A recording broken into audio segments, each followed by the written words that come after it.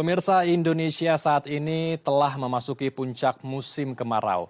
Bencana kebakaran hutan dan lahan menjadi momok setiap musim kemarau tiba. Imbasnya, kabut asap mengancam setiap kehidupan warga.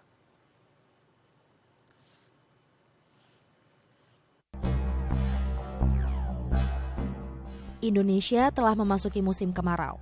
Saat musim ini, bencana yang kerap terjadi adalah kebakaran hutan dan lahan. Selain peningkatan titik panas, pembukaan lahan dengan membakar menjadi salah satu penyebab utama meluasnya kebakaran hutan. Badan Nasional Penanggulangan Bencana melansir titik-titik daerah yang mengalami peningkatan api akibat musim kemarau. Kelima provinsi tersebut diantaranya adalah Kalimantan Tengah, Kalimantan Selatan, Riau, Jambi, dan Sumatera Selatan. Menurut data Kementerian Lingkungan Hidup dan Kehutanan, selama periode Januari hingga Agustus 2023, total luas area terindikasi karhutla mencapai 256.319 hektar. Angka ini lebih luas dari tahun lalu sebesar 204.894 hektar. Kebakaran hutan memiliki banyak sisi negatif. Selain menimbulkan kabut asap yang bisa mengganggu transportasi dan kesehatan, asap yang ditimbulkan dari kebakaran hutan juga akan membuat polusi udara meningkat. Tak hanya itu saja, kebakaran hutan akan membuat banyak hewan dan tumbuhan mati, sehingga keseimbangan alam menjadi terganggu. Oleh karena itu, perlu adanya tindakan nyata dari semua pihak agar kebakaran hutan bisa dicegah.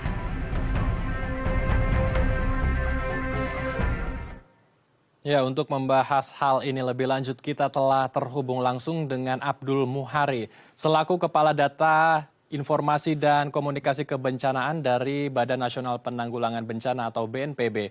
Dan ada pula Nunu Anugrah, Kepala Biro Hubungan Masyarakat dari Kementerian Lingkungan Hidup dan Kehutanan. Kita akan langsung sapa narasumber kita. Ada Pak Abdul. Assalamualaikum Pak Abdul, apa kabar?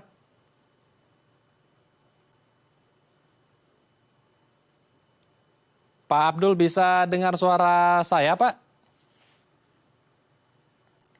Baik, selain Pak Abdul, ada pula Bapak Nunu dari Kementerian Lingkungan Hidup dan Kehutanan. Apa kabar, Pak Nunu? Selamat siang.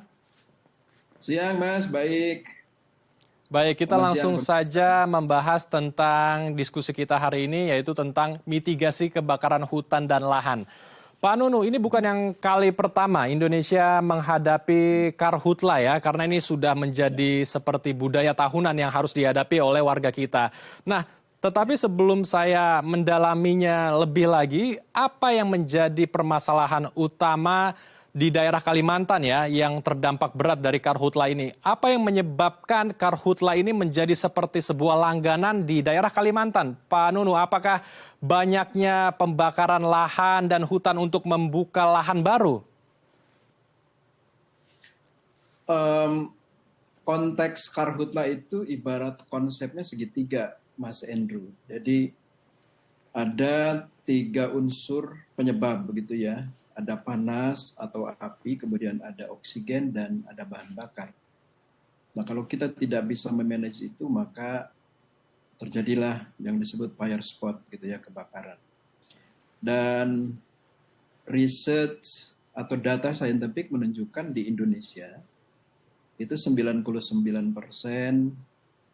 disebabkan oleh ulah manusia. Nah, misalnya di Kalimantan Tengah ada pembukaan lahan ya dengan pembakaran misalnya begitu. Dan di Sumatera Selatan misalnya ada budaya sonor. Tetapi itu juga memang belum ada data research apakah seberapa pengaruhnya. Ya. Paling tidak itu kegiatan-kegiatan yang bisa menimbulkan fire spot. Gitu. Itu kira-kira Mas Emri. Baik, jadi memang ada sejumlah warga yang membuat lahan baru sehingga melakukan pembakaran lahan dan hutan ya. Kalau begitu saya akan bertanya ke Pak Abdul dari BNPB, tapi kita akan sapa terlebih dulu. Pak Abdul, apakah sudah bisa mendengar suara saya, Pak? Pak Abdul, selamat siang. Assalamualaikum, Pak.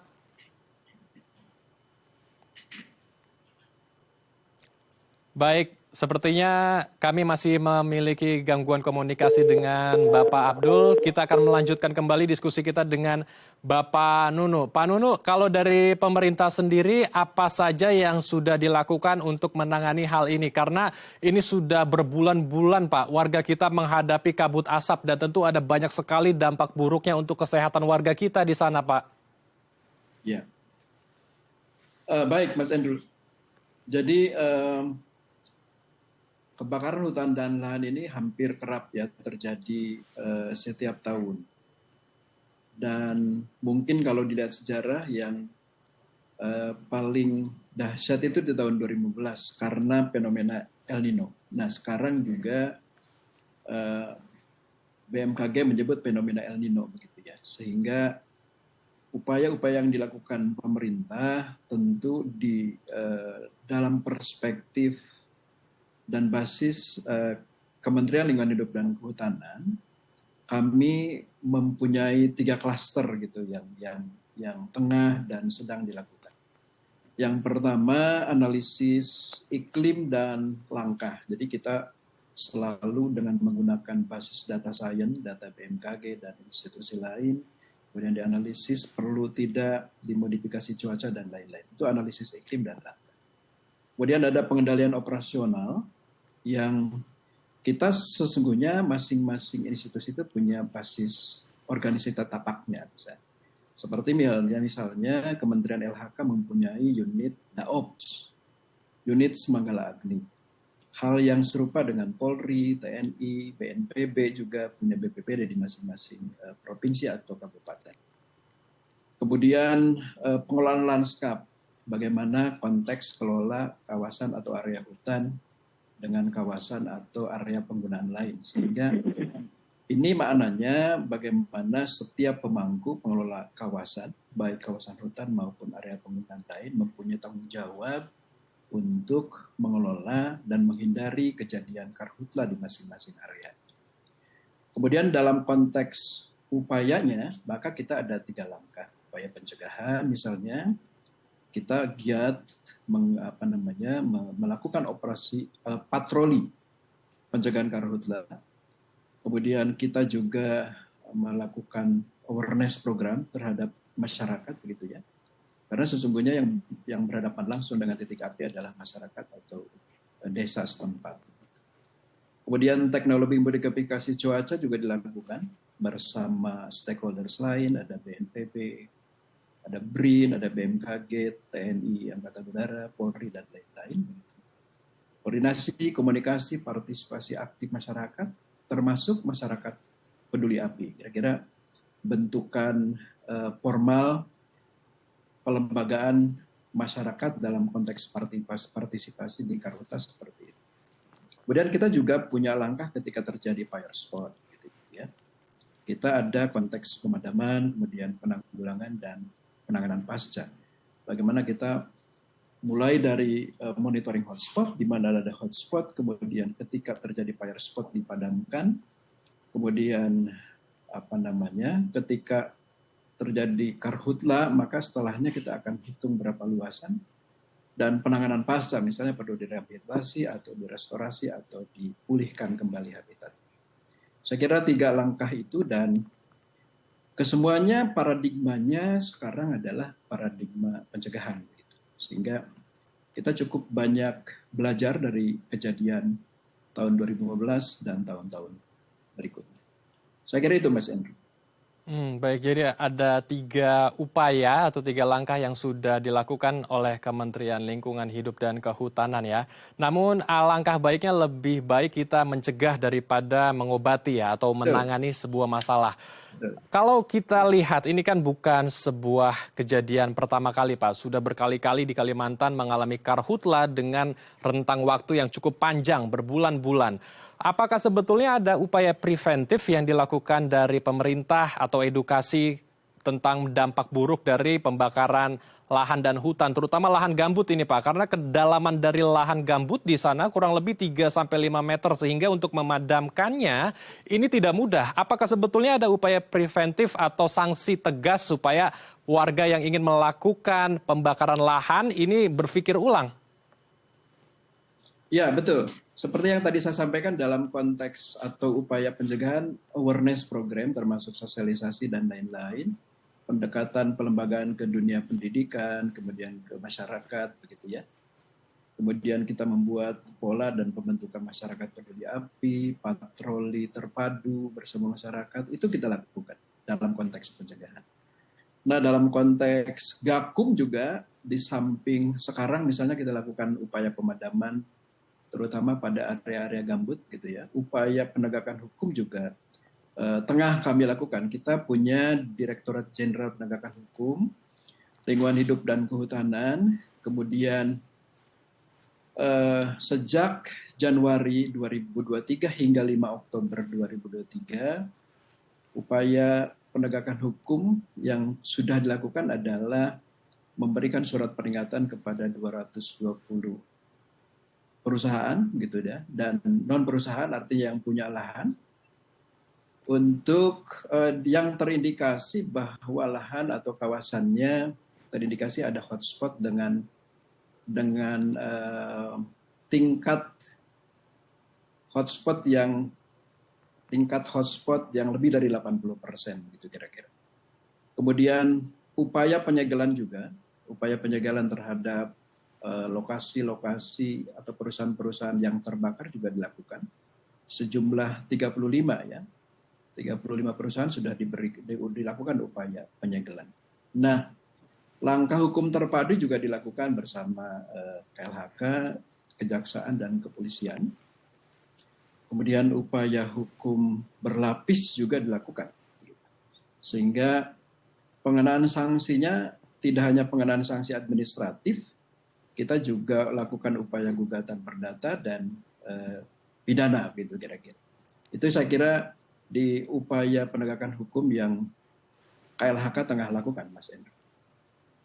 Baik, jadi sanksi juga sebetulnya sudah diterapkan ya bagi warga yang melakukan pembakaran hutan ataupun lahan secara ilegal. Nah, pertanyaannya kenapa masih banyak warga yang bandel melakukan pembakaran lahan gambut terutama ya? Dan bagaimana juga kira-kira BNPB melakukan aksi pemadaman hingga saat ini yang belum usai di daerah Kalimantan, terutama ada 2 kota yang terdampak berat ya, yaitu Palembang, Sumatera Selatan, dan juga di daerah Palangkaraya, Kota Waringin Timur, Kalimantan Tengah. Kita akan membahas nanti usai jeda ya. Untuk itu pemirsa, Anda juga jangan kemana-mana, tetap bersama kami di Halo Indonesia.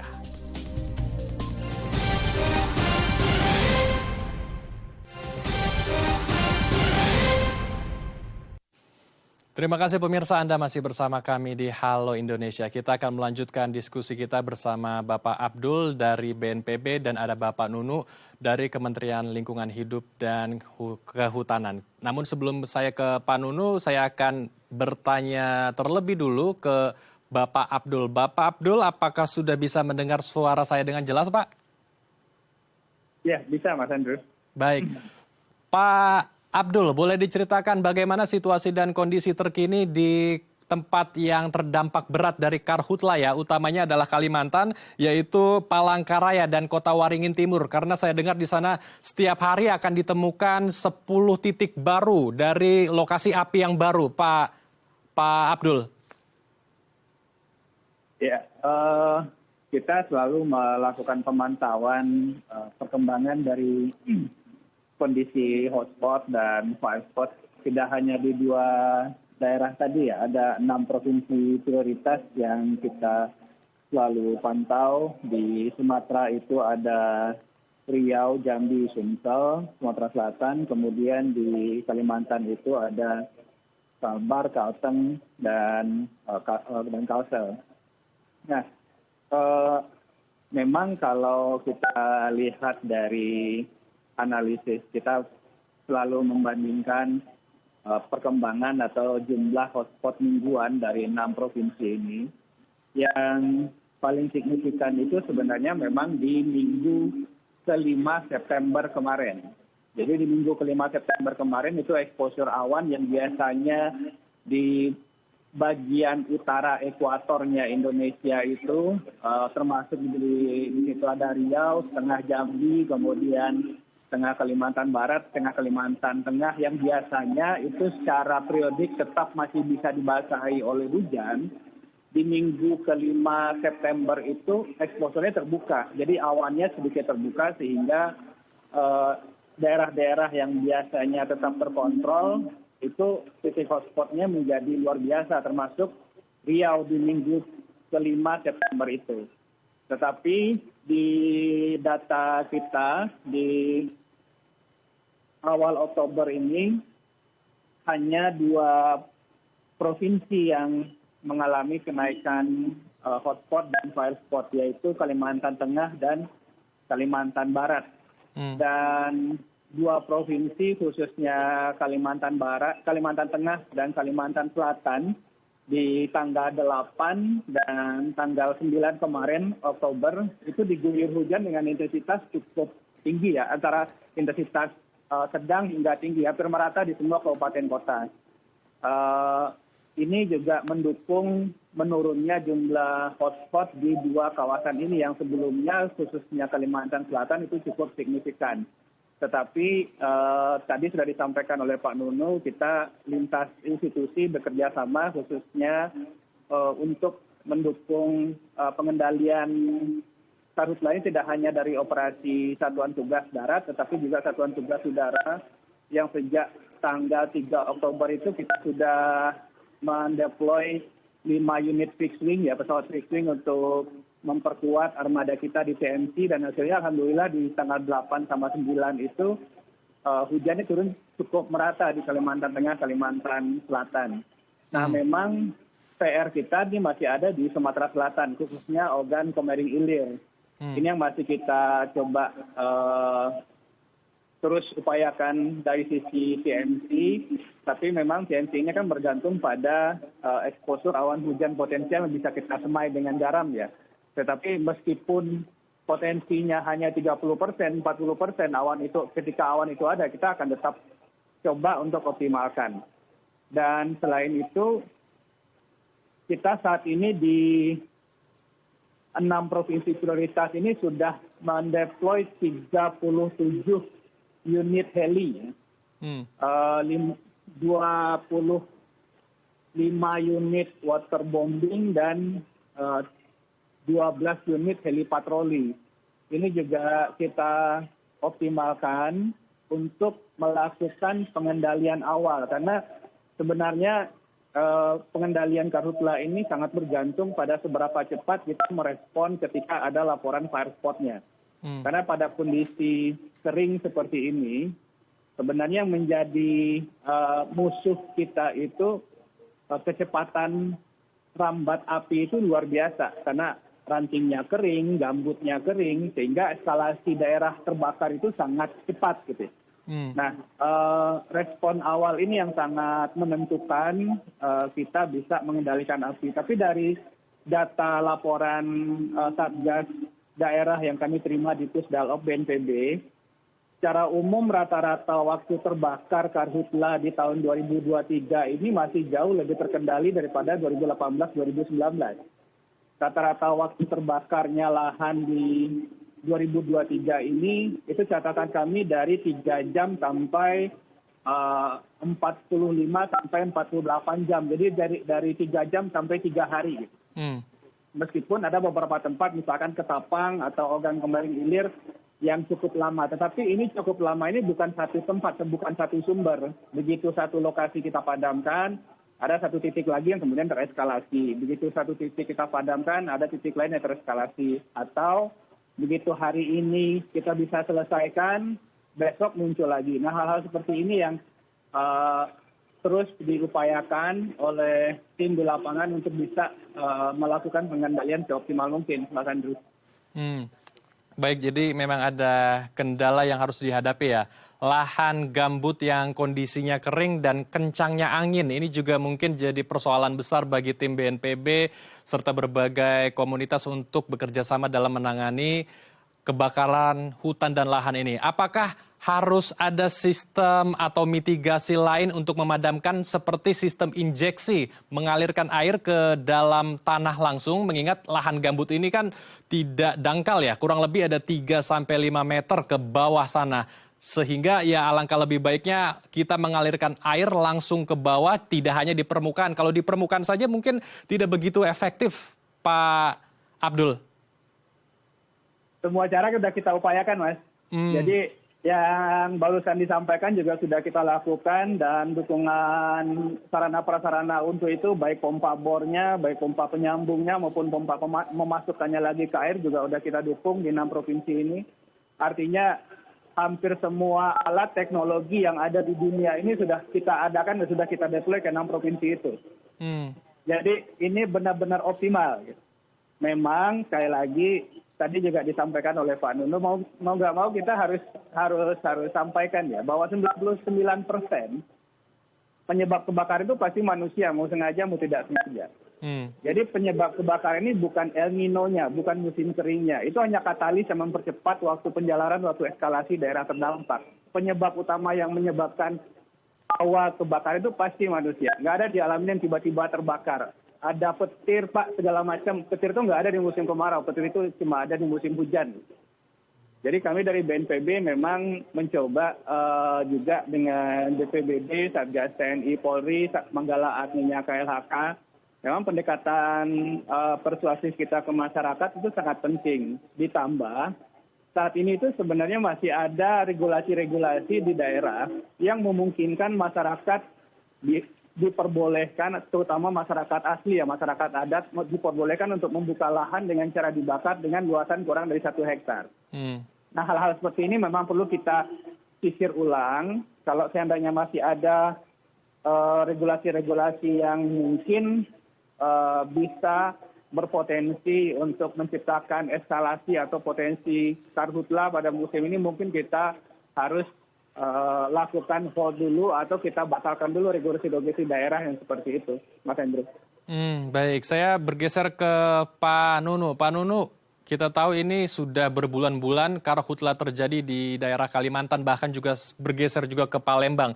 Sebetulnya apa dampak buruk untuk lingkungan kita dari karhutla ini dan juga kesehatan ya bagi warga di sana? Karena ada banyak warga yang sangat susah untuk beraktivitas di sana, terutama untuk anak-anak kita juga di sana.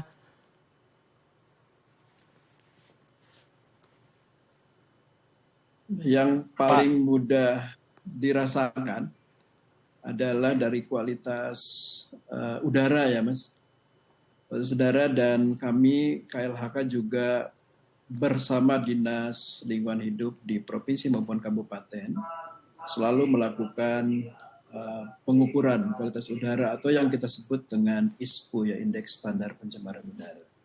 Ini kan berkonsekuensi dan berdampak pada kesehatan, gitu ya. Semakin pekat atau ISPU-nya pada level yang tidak sehat, berbahaya atau sangat berbahaya, juga ini sangat berdampak saya kira kepada kesehatan. Kedua, berpengaruh juga pada kualitas atau jam belajarnya anak-anak sekolah begitu ya, kadang-kadang diliburkan misalnya dengan kondisi asap yang pekat. Kemudian perekonomian dan transportasi juga ya, misalnya transportasi di udara gitu. Jadi banyak saya kira pengaruh atau dampak dari karhutla, terutama jika berdampak pada adanya kabut asap begitu kira-kira. Baik, jadi memang ada berbagai sektor yang terdampak dari karhutla ini ya. Lalu ketika sudah ada regulasi yang dibuat dari pemerintah ya, dalam hal ini adalah Kementerian Kehutanan ya, KLHK, untuk melarang warga yang melakukan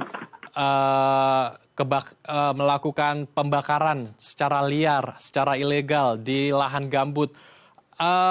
Apa sebetulnya yang miss Pak di hal ini, dalam hal ini? Apakah sebetulnya monitoring lebih diperketat lagi agar bisa memastikan warga-warga yang langganan biasanya melakukan pembakaran bisa langsung dicegah sehingga tidak meluas pembakarannya seperti yang kita rasakan saat ini di Kalimantan?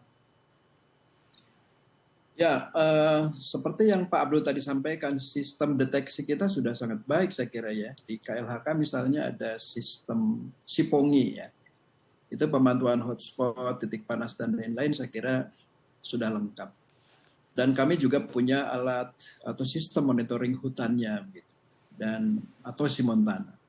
Saya kira sistem deteksi atau early warning system kita sudah sangat baik.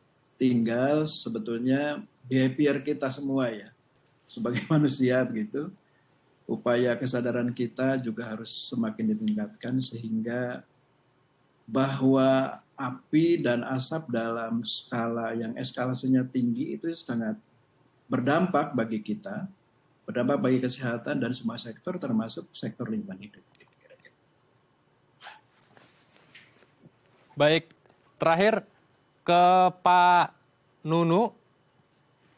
Maksud saya ke Pak Abdul. Pak Abdul, apa yang Anda akan lakukan beserta tim BNPB di sana untuk menangani ini, dan mungkin juga pesan ya bagi masyarakat di daerah Kalimantan agar tidak mengulangi kesalahan yang sama sehingga imbasnya kita rasakan semua di daerah Kalimantan bahkan sampai ke Palembang, dan anak-anak kita juga terdampak berat dari karhutla ini. Apa pesan Anda, Pak Abdul? Ya, pertama tentu saja kita akan tetap melakukan upaya pengendalian sebagaimana sudah diberikan arahan oleh Bapak Presiden waktu kita ratas 2 hari yang lalu. Khususnya untuk optimalisasi operasi teknologi modifikasi cuaca. Nah, kembali lagi ketika kita bicara upaya pengendalian, tadi disampaikan oleh Pak Nunu bahwa intinya itu adalah pencegahan gitu. Karena kalau kita sudah mendapati lahannya terbakar, kondisi kedaruratan ini cukup sulit untuk dikendalikan karena musim kering yang cukup signifikan ini. Jadi kami tentu saja menghimbau kepada masyarakat, sekali lagi kita sampaikan bahwa kalau kita bicara karhutla, penyebabnya itu pasti manusia, baik itu sengaja maupun tidak sengaja. Nah, ini yang harus sama-sama kita jaga, harus sama-sama kita waspadai, khususnya mungkin di kawasan-kawasan gambut yang mungkin waktu terbakarnya lebih lama. Mari kita sama-sama cegah karena ini tidak akan bisa dilakukan pengendalian oleh pemerintah saja. Jadi mari pemerintah, masyarakat, dunia usaha tentu saja, dan media juga harus terus melakukan sosialisasi supaya benar-benar upaya yang kita lakukan ini tidak hanya optimal pada kondisi daruratnya saja, tetapi juga bisa optimal di fase pencegahannya, Mas Andri. Dilakukan oleh pemerintah saja, namun warga juga harus ikut berkontribusi dalam mencegah karhutla yang terus terjadi hampir setiap tahun di daerah Kalimantan. Terima kasih Pak Nunu, terima kasih Pak Abdul telah bergabung bersama kami di Halo Indonesia. Salam sehat, Assalamualaikum Bapak-Bapak. Pemirsa, sebuah aksi amal digagas sebuah perusahaan retail di Kota Medan dengan mengajak ratusan anak yatim berbelanja. Informasinya usai jeda, tetap di Halo Indonesia.